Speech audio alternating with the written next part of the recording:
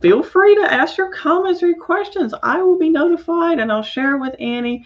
And we are going to have so much fun today to talk about how to live your authentic soul's purpose. So, speaking of what we're talking about today, let's introduce our wonderful, outstanding guests. So, first of all, Annie is a gratitude and fulfillment warrior and values alignment coach, as well as a podcast host of Living with Annietude, which I think is so amazing and outstanding. So if you're interested in how to stop running away from your dreams and embrace your authentic, true soul's purpose, then give me a thumbs up, give me a like, give me a heck yeah when you tune into the show today. Whenever you tune into the show, please do say hi. So let's say hi to our awesome and outstanding guest, Annie. Hi. Hi, how are Welcome you? to the show. I'm so Thank glad you. to have you. Yay. So I have a big question for you. Ready? Okay, I'm ready. What inspired you? Because that's something we've chatted a lot, by the way, behind the scenes. And what inspired you to truly focus on living with Annietude? Was there a catalytic moment? What was that inspired you to live this journey? So in 2018, I decided to be totally insane and go back to school at 40 and get my executive MBA. And in doing that, I quit my corporate job and I started a little consulting firm, Lieb LLC, and was doing some pharmaceutical consulting, going to school full time. And it was just a transformative period of time where I learned, all the classes and I did all of that, but really about teamwork, leadership, entrepreneurship. And I realized that maybe not in that day, but especially gradually, I realized that I was not living as my total true self. I still had a mask on, no pun intended with the pandemic, but I still had that mask. And it was from a lot of childhood trauma and a lot of things that I had been through and struggles that I'd been through, mental health struggles and things like that. And I was wondering, what do I need to do to really step into myself and be authentically me? I was always authentic from my heart, but I wasn't, because I'm not fake, but I wasn't soul-centered, right? Mm-hmm. So toward the end of the 20-month program, I said to somebody, I was kidding, I said, you have a bad Annietude today. And he said, you need to make that a hashtag. And I was like, And then I talked to Mike Paterano, who's a business partner and really close friend of mine. And he said, let's create Living with Annietude. That's like a thing. Living with Annietude is stepping into your full, most authentic self, which is now, Erin, evolved to current day, which it's becoming being your total soul-centered self. So it's evolved over the past couple of years. But that's how I sort of made that decision. And that's the time that it really began to hit me that I was taking that step or that leap into full authenticity. And how does that make you feel? And by the way, I want to welcome Brian, and I am going to mispronounce your name because it starts with a GRZ, and I'm not good with that. I inherited that from my grandfather. I'm terrible with names. But it's really great to see you, Erica and Brian. He said he went to school for a PMBA at 46, so he feels you. Nice. Yeah. So, how did that feel when you were evolving into that soul-centered self? Because, we were talking earlier behind the scenes, for those of you tuning in, we were talking about how I'm kind of shedding this self-imposed corporate veneer, right? And this cultural expectation of what a executive coach needs to act and look like, which is totally not me. Okay, I'm not going to suit up and tie and suck anybody's butt. I'm sorry, I'm not doing it. I'm a coach consultant, and I'll tell you real from the heart and authentic from my soul center. And it's scary, right? So peeling off these layers, even if they're self-imposed or expectations other people have for us, it's kind of scary. It's very scary. And especially when you're in your patterns and you're in your ways, and this is how people see you, and this is the persona that you've created, and this is who you've thought for a long time that you really were. It's scary to say, I'm going to reinvent myself. But it's also, on the other side of fear, it's the most unbelievably exciting and invigorating and enlightening time to lean into that fear and say, you know what, yes, I'm scared, but that's not going to stop me, because I want to find my true soul center. And in order for me to do that, it's going to take some work, and it's going to take creating boundaries so that everybody's opinions don't matter quite as much. And it's going to take some time to go up against what your dad thinks, or what your cousin thinks, or what your sister or mom, and what your friend group sees you as. We're constantly evolving. So how are we supposed to always stay in this box, right? Mm-hmm. So that fear is, I think, recognizing it is so important. Yes, it's there, and not trying to fight it, but say, okay, it's there. But that's okay. So is excitement. So is invigorating.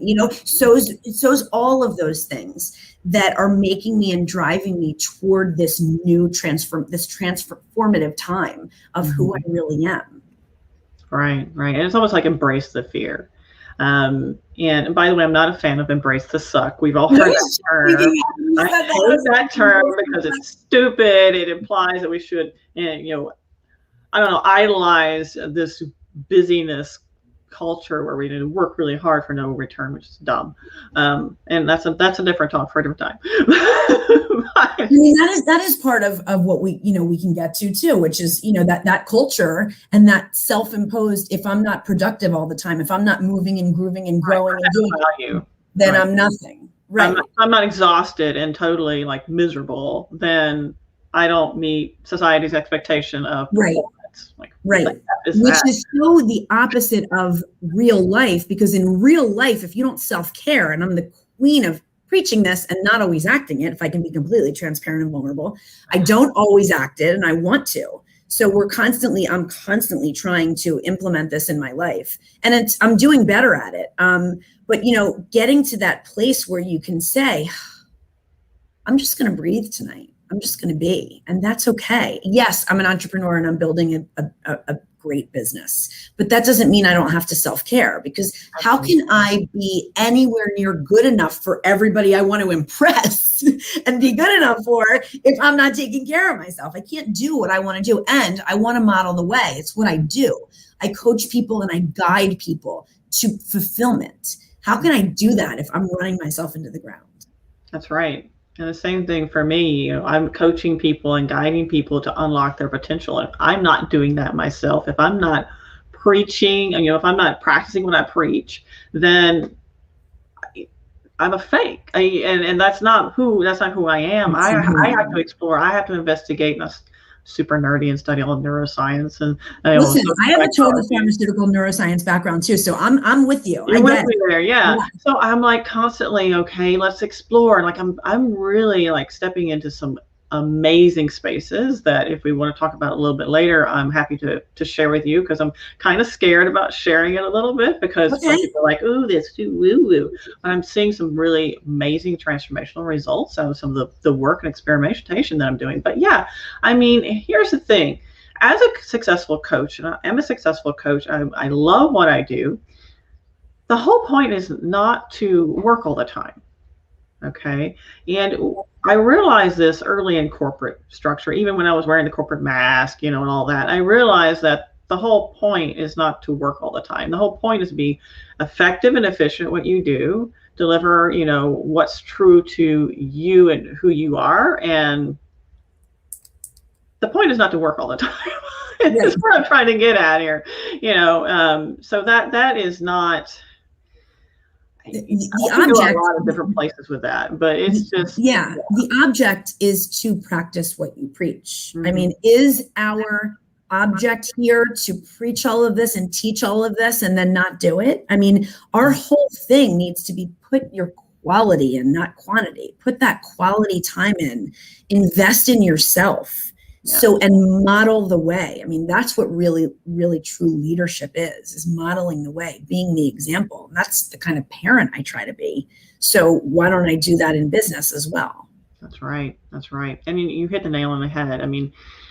In order for us, it's funny because one of my taglines is more influence, more impact, more income. Well, in order for you to get more influence and impact, you have to influence and impact yourself first. Yes, you do.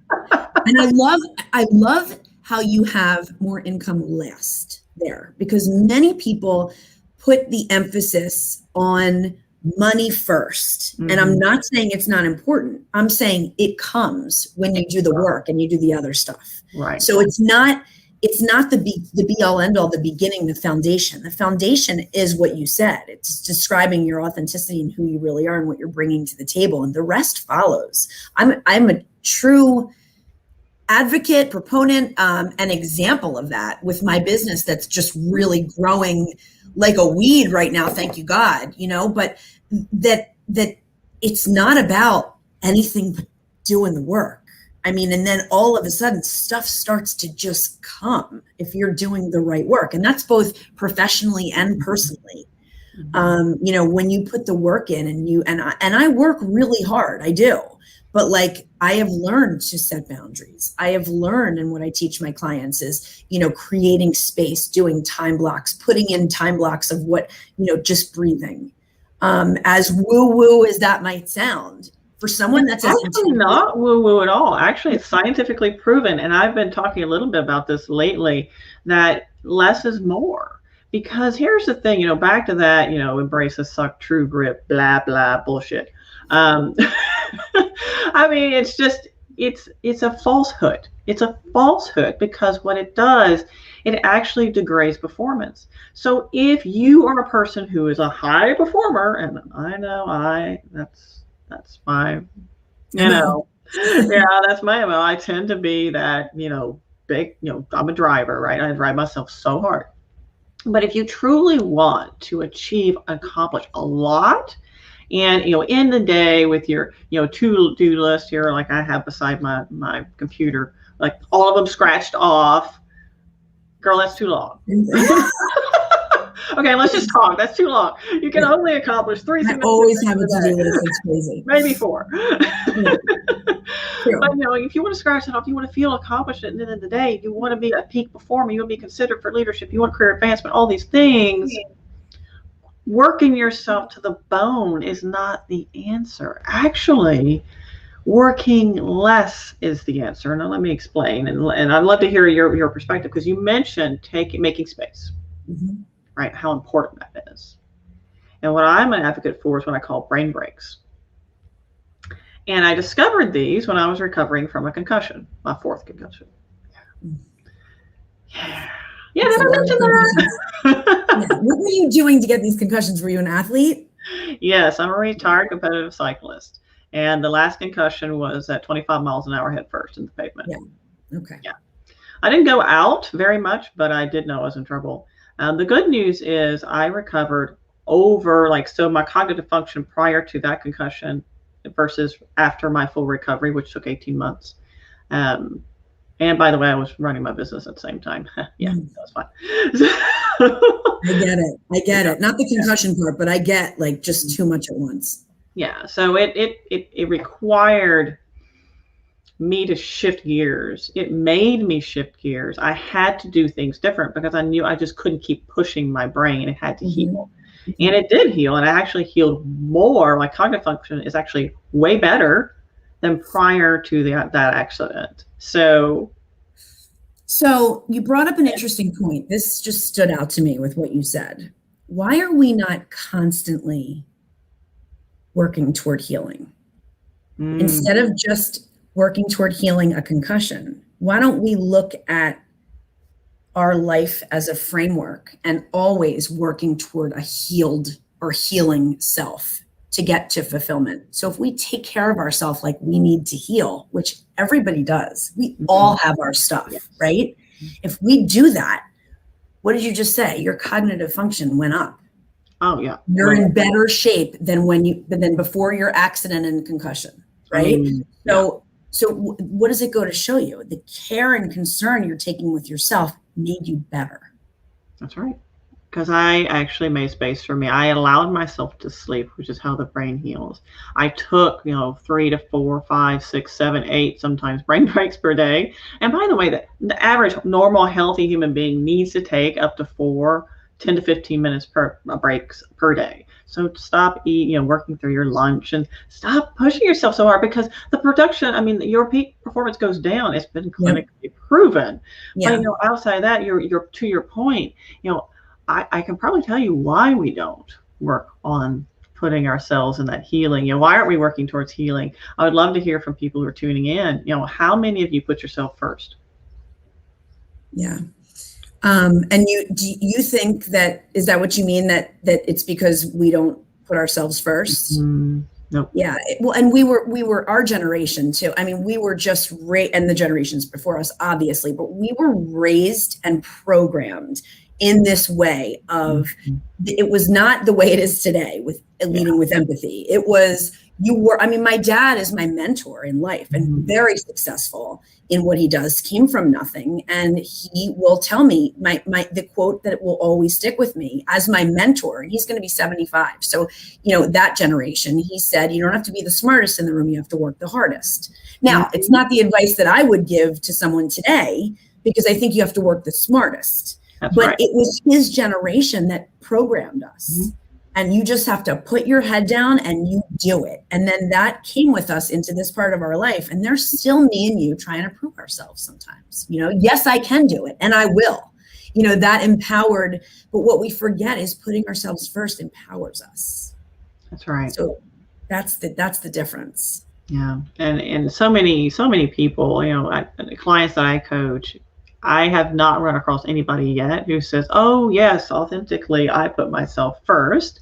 And because inevitably, even if someone says that, and I'll start, okay, well, then how about this and how about that? And when you do this, and when like competitive athletes, for example, because I was a mentor coach to competitive athletes are notorious for putting the competition first and not resting enough. And then if they're not cognizant of that, when it comes to that moment that matters, they can't show up. It's exactly what we were saying about continuing to heal, even if you're not healing from a concussion. We should always be, and this is gold right here, what we just discovered together, like being in this constant motion of healing is a real way to frame things, versus this constant achievement, getting there, being there, eventually going. It's actually being. Yes. And that whole perspective changes your whole way of doing things. Yeah. And married with that is something I'm working on right now too, quite a bit. And it's what I call conscious language coaching, and being cognizant of the narrative we have in here and the narrative we articulate, and when we talk about, when you said, getting there eventually, I'm like, well, how about accepting that you are there? Because when you focus on these things, you put yourself first, you're focused on a healing mindset, and you're giving yourself space and grace.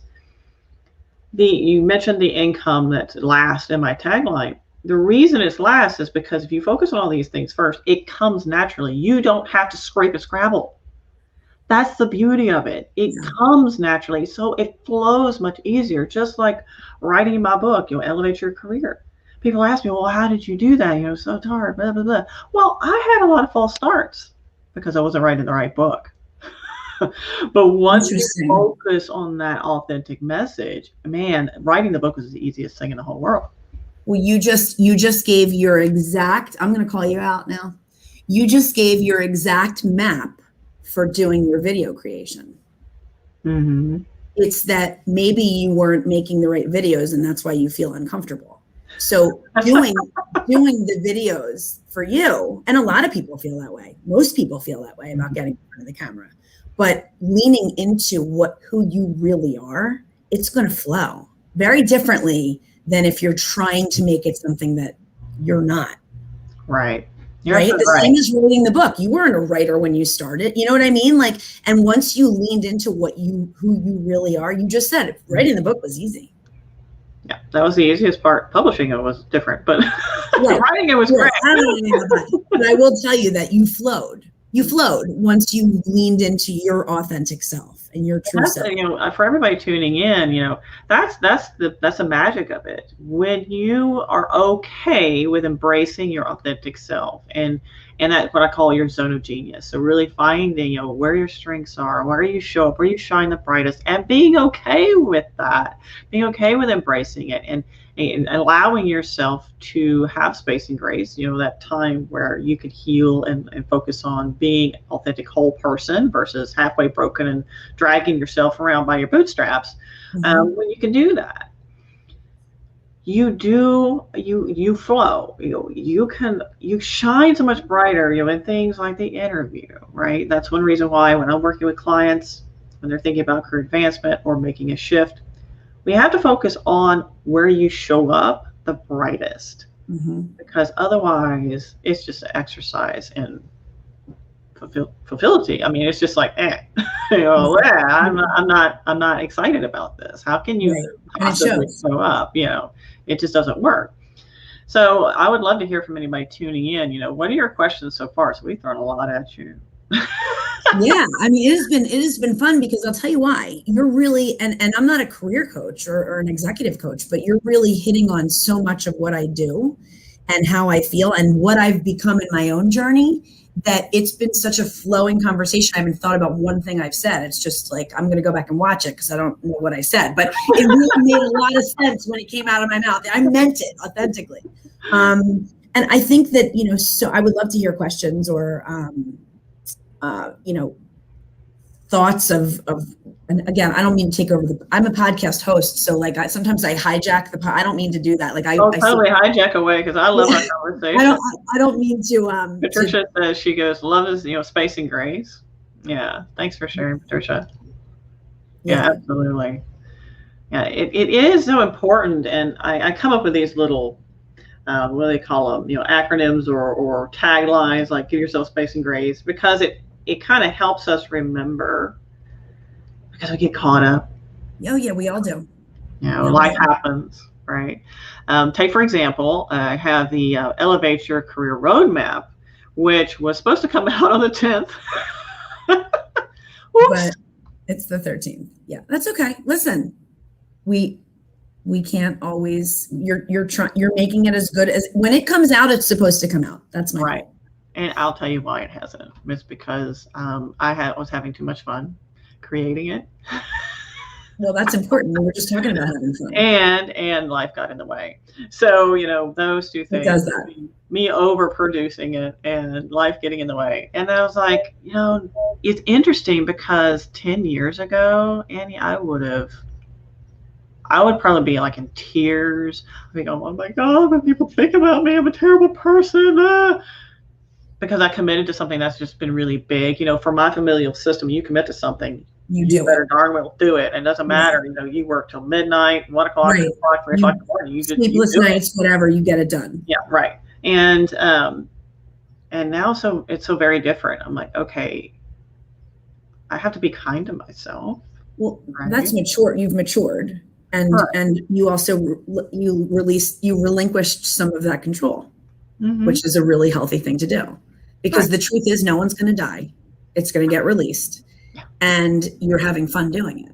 Right. That's right. And it'll be a lot better product versus, me just throwing it together. It'll be a lot better experience for those people who do interact with the companion guide to my best-selling book. So yeah, it's okay. It would be different if I was doing brain surgery. Right. Then we have to do things on time, exactly how they're supposed to. But we're not doing brain surgery, so that's good. Brain surgery, so it's okay. Or heart surgery, anything else. So it was funny, because when I was in corporate, that was like one of my big things. I was like, okay, are we doing heart surgery here? Is anybody going to die because you didn't get, I don't know, whatever it was, report turned in? I don't know. Right. I mean, listen, I have been very, very hard on. I told you I went back to school at 40, so. It was the first time I'd been in school in 25 years, or 20 years. So I hadn't been in a math class in 2 decades, so I had to relearn how to, and I was going for a master's, like an MBA. So I had to relearn and rewire how to learn. I didn't know how to learn anymore. And it was a test of my imposter syndrome, as well as my perfectionism, my overachiever. I mean, like, I just got to a point where you said it before about your clients and interviews. I just leaned hard into my strengths. I worked in groups really well. I did teamwork, in a great way. I handled the other people well. I'm a good writer. So like the stuff that I was good at, I made people aware of my strengths, and then the people you surround yourself with are what's really important. I mean, I think delegating and saying that's not my thing. That's not where I shine. and leaning into your strengths. And that's what made me successful at school after that amount of time of not having been in school. But, you know, it could have been a disaster of me trying to do everything. And the key to getting your MBA when you have a real life and all these kids at home and a fiance and, you know, family and all these obligations, trying to make ends meet so you can pay your way through school. When you have all that, you can't do everything. You have to delegate. You have to be able to say, this is not where I shine. This is where I shine. Right. And, you know, to your point, like not, and I did work my fingers to the bone. I mean, it was only for 20 months. So I made a decision. This is how I'm going to do it. But, you know, I would even now do things a little bit differently where I didn't break my neck because truly no one was dying. And yeah, you have deadlines and you have people counting on you and all those things. But the truth is at the end of the day, like, I'm going to get it done. I'm going to get it done. So don't make yourself totally insane. But my perfectionism kicked in and, you know, being an overachiever, I wanted to get, you know, all A's and all that stuff. But at the end of the day, like what I learned about myself was way more important than the data analysis class I was taking. You know, I mean, not to put it down, but that ain't my thing. You know, I don't want to sit and crunch numbers. That's not my thing. Right. But I will tell you that what I did learn was how to manage people, how to interact with people, how to, you know, be an entrepreneur. That's the thing, though. I mean, it's interesting you mentioned that because when I'm coaching emerging and evolving leaders, and there's like, oh, well, you know, I want to be a good leader. I'm really, you know, focused on this high performing leader. Like, okay, if you want to be a high performing leader, are you okay with not being the technical expert? And they're like, what? Right. Know everything. What? Right. Right. Letting go of, now going back to from your coaching to my coaching, letting go of the reins a little bit. Mind, body, letting go of that. I don't have to be perfect in everything. If I don't get a 4.0, it's okay. It doesn't mean that I'm any less than. You're still a good person. I'm still worthy and valuable. And I knew by the end of those 20 months what I was bringing to the table, and it was enough. It wasn't as strong as other people in certain things. I wasn't the valedictorian, but I was okay with that. I was who I was. And the feedback that I got at the end that feedback, people liked you, right? Well, at the end of the program, from numerous people, from like in separate feedback forms and then one-to-one, the overall message to me was, you are the positive connector of everybody in this group. There was like, you know, a lot of us. It was a cohort. So we did everything together. So there was nothing that like, there wasn't a class that I did that somebody else didn't do. We did everything together. And so you're kind of like in each other's face for 20 months. It's pretty crazy. Because of COVID, we didn't get to have our trip to Spain and the Netherlands together. But that aside, you know, it came across that like, you know, I was a strong writer and I could write the hell out of a paper. Okay. But I was a connector and positive influencer of all people. I was the glue. That's what they said. And I have to tell you, Erin, like there was no better compliment. I would not have rather them said I was good at anything. Just tell me I'm the glue. And I was like, yes, this is what I'm here to do. And that's part of why Lieb LLC is what it is as the, you know, guider of fulfillment. You know, I mean, it's because I'm leaning into my strengths. There's other things I'm not good at. Plenty. Right. And this is wonderful because I had a client reach out to me, a former client reach out to me. She's like, hey, you know, I'm really looking for, you know, just something to help, like a podcast that just shares with me how to be, you know, a star performer. I just want to be a really good employee. And I'm like, okay. And she mentioned, you know, yeah, the mindset stuff's good, but I just want to be a really good employee. And I was like, I know this client very well. I was like, okay. So I know where you're going with this, which is, oh gosh, I'll be great at everything, you know, check all the boxes, you know, get just want to be a star. And good employeeism. And I'm like, that I'm not saying it doesn't matter, because it matters that you meet expectations and exceed them when strategically important to do so. However, if you're looking to gain more influence and impact and increase your income and then accelerate your career, it's not about being the 4.0 employee. And also, like, what's underneath of that? Like, what's underneath that need and that drive to be the best at everything? There's something more there. Right. Oh, Or yeah. maybe you know what I'm saying? There's layers to everybody. It's not just somebody shows up and wants to be great at everything. There's a perfectionist, there's a control, there's that person said to you like, oh, your body mindset is fine, but I want to blah, blah, blah. It's like, we need to get back to that mindset. We need to start there and talk about your core values and who you are and your strengths. And, that's the foundation, and the rest with your stuff that you can focus on and really elevate them and help them achieve and increase their income and all of those things and their impact.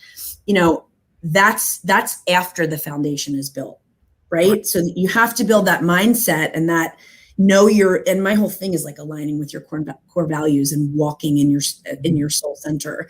And when you do that, you can show up and do anything because you know yourself. See, that person didn't know herself. Yeah.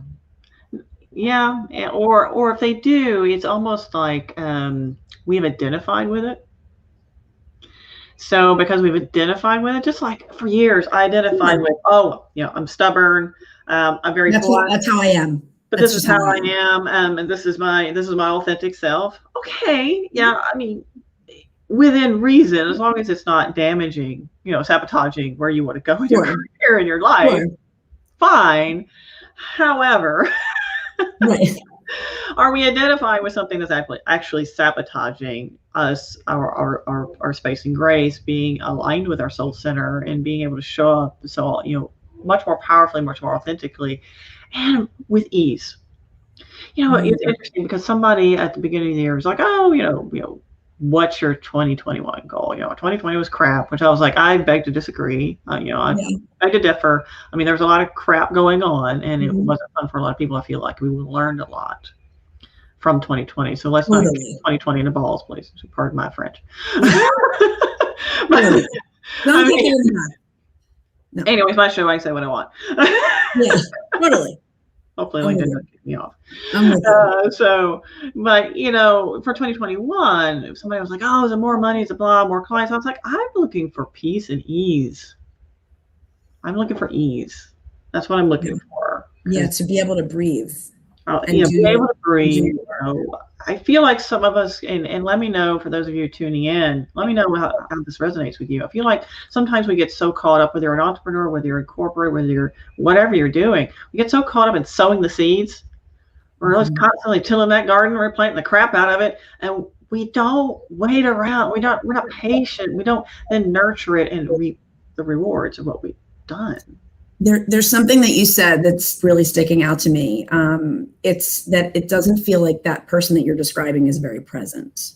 It feels like that person is really stuck in the future, or maybe bringing stuff up from the past, but that person isn't really present, really truly centered and present. And that's such a big part of being successful in the future, is being present and centered and in your now. Doesn't mean that you're forgetting about the future. We all have to have that in mind. And it doesn't mean you're leaving your past. You're defined, like you said earlier, by your past. You're not. But when we go and don't enjoy and take inventory of right now, we miss right now. That's right. And that's where our future is defined from, is what we do right now. Yep. So it's a fine line, and you sort of have to navigate through that. And that's what I think you and I together really help people do, is navigate through that. That's absolutely right.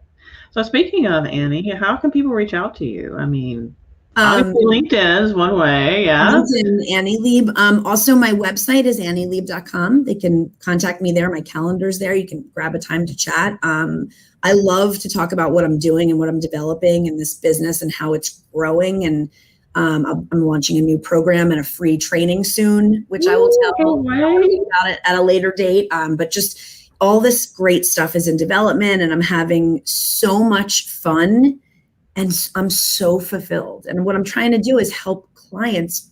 This is what I help clients do: become fulfilled. So go on this journey with me. That's what's so great about it. It's that I've worked everything I teach and preach, I've done and I do. So it's not like, and you too, where you've had all this experience, and that's what makes you so good at what you do. It's not where I'm trying to say, do this, do that. And I don't really know. I never went through that. I mean, there's not a lot I haven't been through. So I get it. And getting to fulfillment is hard, but it's worth it. Absolutely worth it. You know, so many of us, we fall victim to the open door syndrome, right? In our careers, we just go from one Yep. open door to the next open door. We don't really think about or pause, and then suddenly we wake up one day and we're like, "What the heck? Where am I?" Well, the same thing with our life. We're floating down the river in our canoe, and even if we have a paddle, we're not using it, and it's like, "What the heck?"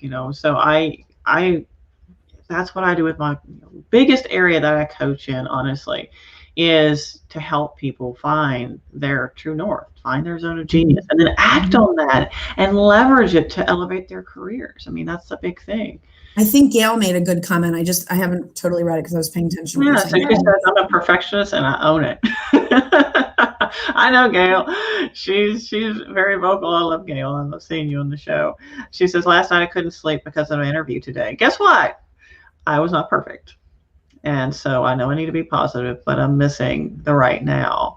And yes, so that's 100% right. It's interesting because I was coaching a client yesterday and she's got this massive all day long interview today. And I was like, okay, look, I was like, do not stay up tonight studying. I was like, you need to be present, just be present because you know this.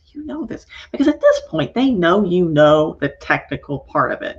That, at the interview stage, it's really about how you're connecting. So, like, your feedback, Annie, that you were the glue, like that interpersonal connection, that snap, that connection, that's what really matters most in the interviews. Because you can you don't need to know all the things. You don't need to be perfect. Yeah. You just need to connect with people. But you have to be two things. You have to be secure in what you know and show up with your worth. That way you're not proving yourself. You just are yourself. And the other thing, Gail, that I wanted to note that you said was, I was not perfect. What is perfect? I think being you is what you needed to bring to that interview. Just being you. And you did how you did. And you showed up as you, and you have to be proud of that. And if you didn't, and you flubbed it, okay, on to the next. We'll figure it out. That wasn't meant for you. But the next time, what I would work through is showing up as you. And like you said, being in the right now, it's so key because somebody can sense that in you, where you are. Am I thinking of the answer to your question, or am I taking in the question, thinking about it, letting it sit and resonate, and then giving you my answer? Because it's from my heart and soul. It's not prepared. And I wouldn't want a job where I had to be so prepared for every answer. That's not the job I want. The worst thing you can do is memorize things. Yeah, I mean, it sounds terrible. But people, they feel more comfortable when they have an answer. And I just think that authenticity is really missing when you do that. But I wish you luck, Gail. Absolutely. Let's all root for Gail. Woo-hoo. Go Gail. So is there anything else you want to share, Annie? So, yeah, I mean, I think that just to sum it up is that, going on this journey together, whether it's personally or executive professionally, is a partnership. When you're thinking about getting a coach or hiring a coach or working with a coach, or when you're thinking about yourself and why you're stuck, what are you stuck in? Where are you trying to go? And where are you right now? Think about partnering with a person that has been through everything and all things and feelings and thoughts and emotions and gone on the journey themselves, because that is going to be the best fit for you. Somebody where your stuff resonates with them. So when you're thinking about this, don't look at it as this high climb of a mountain kind of journey. It's exciting. We talked about this earlier. I don't even know at this point if we said it live or if we said it backstage, but there's fear, and then there's excitement on the other side of it. So reframe. Somebody said to me today, I had a meeting with my mentor earlier, and she said to me, the way you're looking at it, it already sets you up for failure. Reframe that thought. So reframe all these fears that we have into, that's also excitement. That's also can't wait. That's also new adventure. That's tapping into you as a person, right? So reframe that anxiety that you have and that fear and those nerves and lean into it. That's what I try to do, is funnel all this excitement and passion I have. And if you wouldn't know that I have nerves because I funnel it in.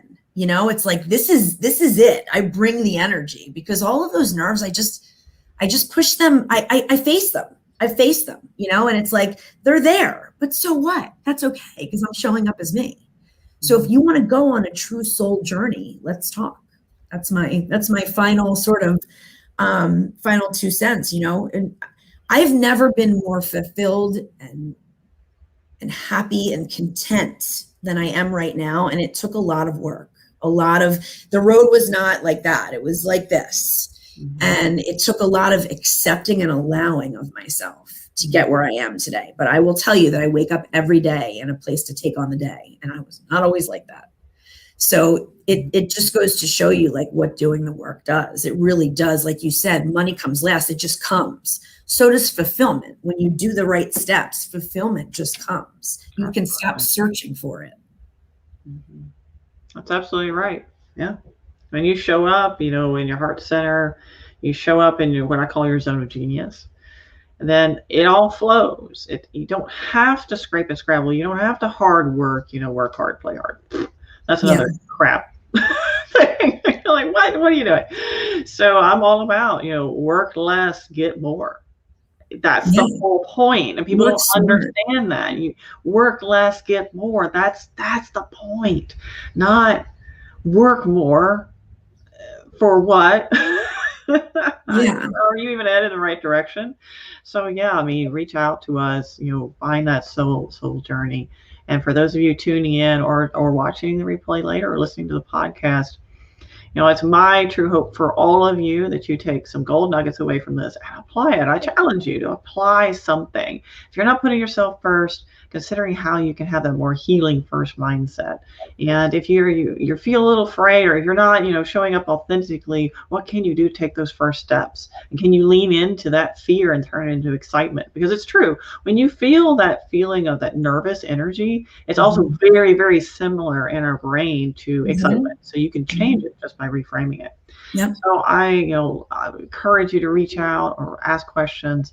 So we're here for you. And Annie, it's been a deep pleasure having you on. Thanks for having me. I appreciate it. You're wonderful. I loved it. I love it. And we have such a great fun. We have such great fun and such good energy with you today. So for all of you tuning in, until next time, keep elevating, my friends.